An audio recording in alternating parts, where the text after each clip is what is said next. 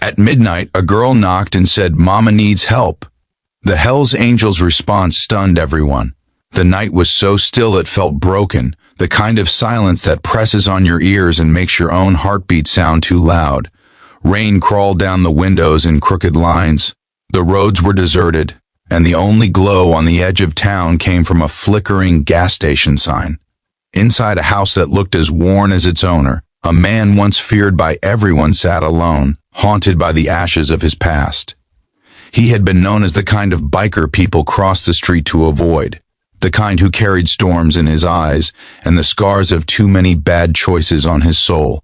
Just when he thought the world had forgotten him completely, there came a soft, uncertain knocking at the door, and a child's trembling presence at midnight changed everything he believed about himself, about mercy, and about redemption. If you believe that kindness deserves a second chance, and that even the hardest hearts can learn to care again, take a moment to like, comment, share, and subscribe. It helps this message reach someone who might need it. He opened the door to find a small girl soaked by the rain, shivering from cold and fear, struggling to stand steady. She barely reached his chest, her shoes ruined, her hair sticking to her cheeks, and her eyes carrying too much weight for someone so young. She spoke only a few broken words about a mother unable to move and a world collapsing inside a nearby trailer. There was no room for hesitation. Something deep inside the man, something he thought had died long ago, began to rise. He wrapped his old leather jacket around her shoulders, not as the outlaw he once was, but as a human being suddenly responsible for another fragile life. As he followed her through the night, the rain seemed heavier, the path darker, but the purpose clearer than anything he had felt in years. The trailer sat slumped at the edge of an abandoned lot, nearly swallowed by shadows. Inside, the air was thick with fear and exhaustion. The mother lay barely conscious, fighting for breath, pain etched into every line of her face. There were no neighbors, no sirens, no miracles waiting nearby. Only a man society judged as dangerous and lost, kneeling on a cracked floor, trying to remember what compassion looked like. His rough hands, more used to gripping handlebars and fists, now moved carefully, finding ways to support her head, searching for water, checking for signs of life.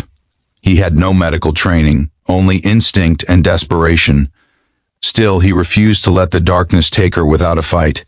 He called for help, carried what little strength he had left in his arms, and stayed with the mother and daughter as minutes dragged like hours. The weight felt endless, but he never left. He listened to the storm beat against the thin metal walls, while the child clung to his sleeve, trusting him with everything. Memories of his own broken childhood flooded back, the nights he had felt invisible, the times no one had answered his silent cries. Those old wounds burned, but instead of turning them into anger as he had in the past, he turned them into determination. When help finally arrived, the emergency lights cut through the darkness like a promise. Paramedics moved quickly, and he stepped back, but his presence never wavered. He rode behind the ambulance on his bike, rain lashing his face, engine roaring like a prayer. The hospital lights were harsh, the smell of antiseptic sharp, the corridors long and cold. He waited anyway. Hours passed, and he sat with the child in a quiet corner, offering silence, warmth, and the steady assurance that someone was staying. In that stillness, something inside him began to heal too. He realized that the life he had lived, the anger, the violence, the loneliness, had not erased his capacity to care. When the doctor finally emerged and explained that the mother would survive with rest and treatment, relief washed over him in a wave so powerful it almost brought him to his knees. He didn't expect thanks, applause, or forgiveness. What he received instead was something far simpler, but infinitely greater, the soft, unspoken gratitude in a child's tired eyes. He went back to his small house before dawn, drenched again, but different. The walls felt less empty, the night less cruel. He started to repair things, the broken step on the porch, the clutter on the table, the mess of his own life. Days turned into weeks, and he kept visiting the mother and daughter, bringing groceries, fixing small things, offering quiet support. Word began to spread in the town. People didn't know what to make of it. Some doubted, some whispered. But slowly the story grew into something larger than rumors. It became proof that a man once feared could become a guardian, that kindness could bloom in the unlikeliest soil, that redemption was not a myth but a choice made over and over, one act at a time. Near the end of this journey, as he stood outside the hospital one evening watching the sun sink like a glowing ember behind the hills, he finally understood that true strength wasn't in fists or reputation, but in the courage to show up when someone needs you most. If this story touched your heart, please like the video, share it, and leave a comment. It helps this message of compassion reach someone else who might be struggling in silence.